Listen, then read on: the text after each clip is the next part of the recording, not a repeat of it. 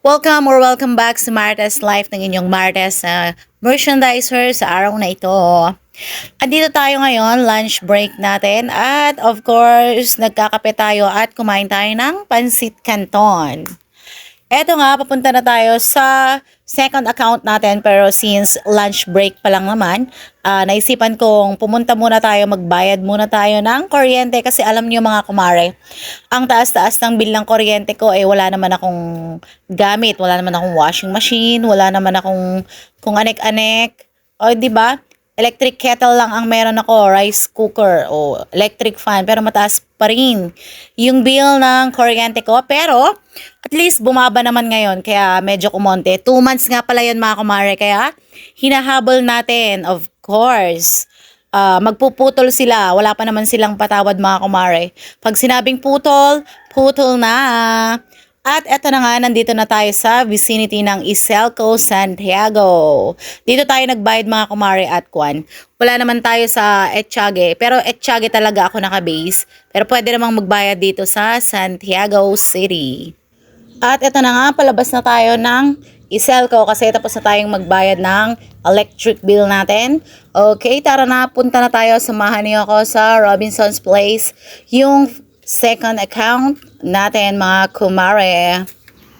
And of course, nandito na tayo sa Robinson's Place, Santiago. Flexing, Ma'am Lani. Ito yung kasamahan ko sa trabaho dati na maganda na.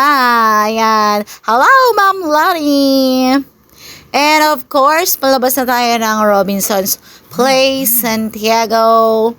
Ayan, naglalakad tayo. I-flex ko na naman ulit yung giant Christmas tree dito sa Robinson. Ang ganda kaya, tingnan nyo yung booth nila. Ang ganda niya.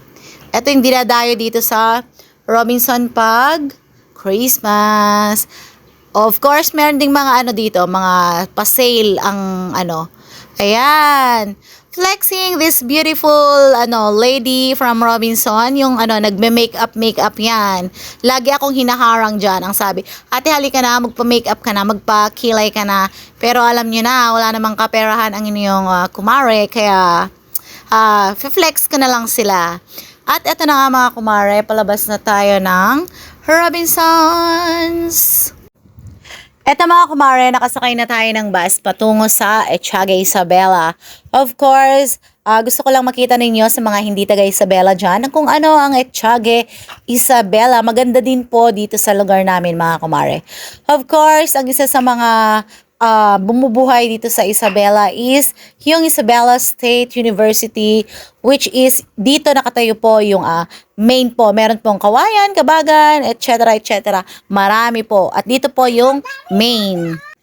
At ayan na nga, medyo naparami na naman yata ang aking chismis mga kumare. And of course, kung sino man po ang bago pa lang sa aking page at nakakapanood ng aking video, please follow my page and pa-like and share na rin po kung hindi naman po kalabisan. Till next video mga kumare, see you! Bye-bye!